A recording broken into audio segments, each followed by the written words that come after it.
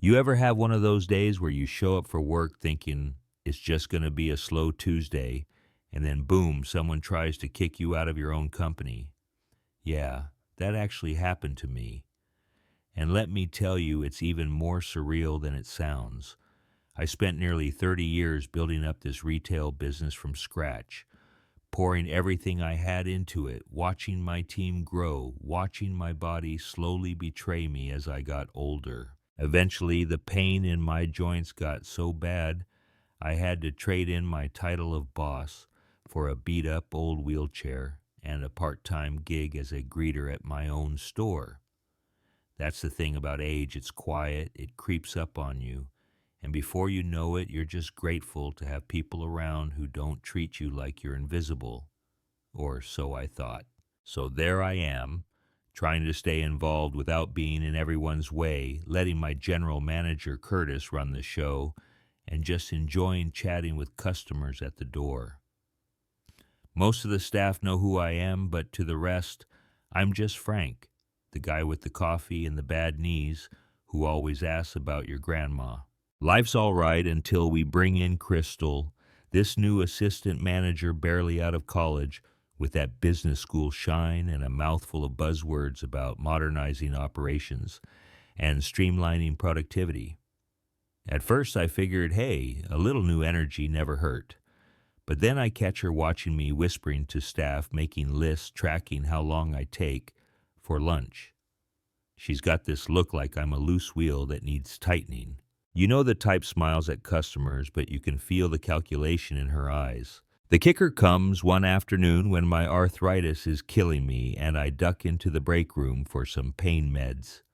Crystal storms in arms crossed and says, "Frank, you're taking medication on the job."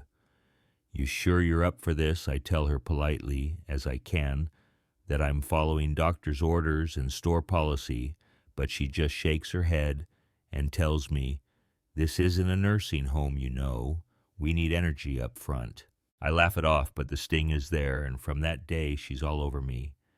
Emails to Curtis about my performance, tracking my breaks, making it clear she wants me out. Only she doesn't know those emails go straight to the owner, which surprise is still me. One day, Curtis calls in sick, and suddenly Crystal's in full takeover mode. She calls a staff meeting, stands up front with her clipboard, and says, right to my face, "Frank, it's time to retire. We need people who can keep up. You could have heard a pin drop." The look on Jay's face, he's this tough old maintenance guy, never shows emotion.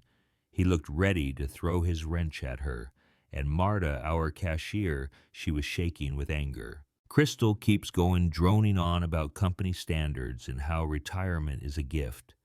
She actually says that.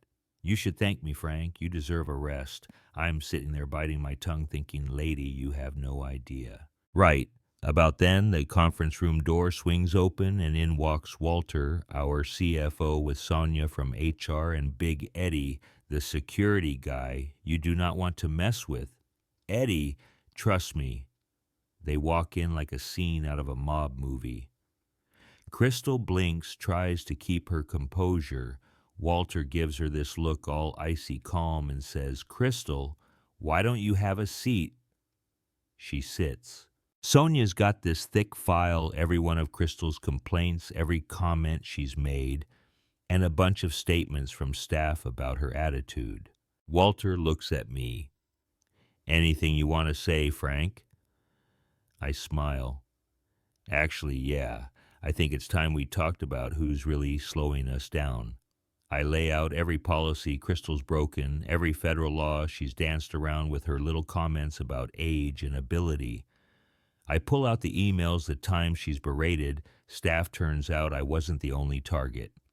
Marta, too. She'd been called old-fashioned, told she needed to pick up the pace.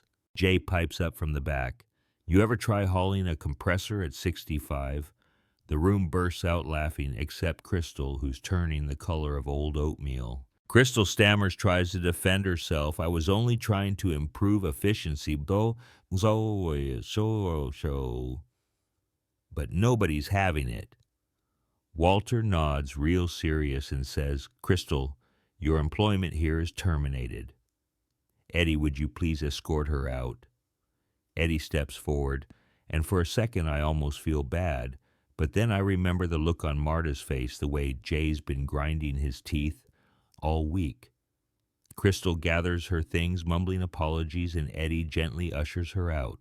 Door closes, and just like that, the whole room breathes out. It's like someone opened a window and let the light in. But here's the twist.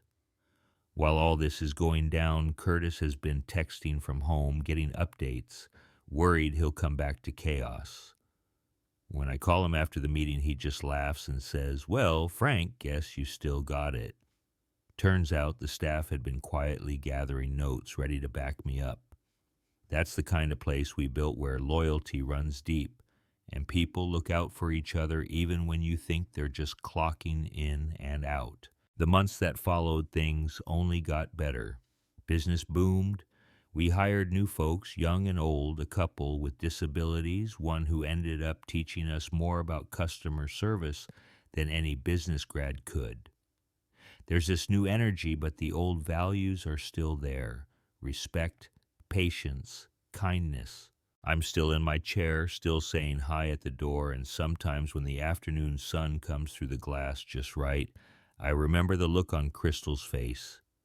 Shock, then fear, then that slow, grudging understanding that she'd messed up in the one place you really can't fake your way through treating people right. Word got around about what happened, and I hear Crystal's bounce from job to job since never quite fitting in. Part of me hopes she learned something, maybe not. But every time someone asks me if I regret not stepping back sooner, I tell them, nope, not for a second. Because if I hadn't been there, seen what people really go through, stood up when it counted, maybe things wouldn't have changed.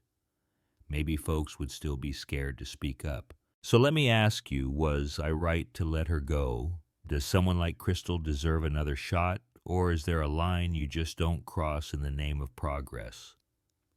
Where's the balance between moving forward and holding on to what matters? Drop your thoughts down below. I'm honestly curious how you'd handle it. And if you've ever faced something like this, I want to hear your story too. Don't forget to like, share, and subscribe if you believe respect goes deeper than a resume, because in the end, that's what really keeps a place alive.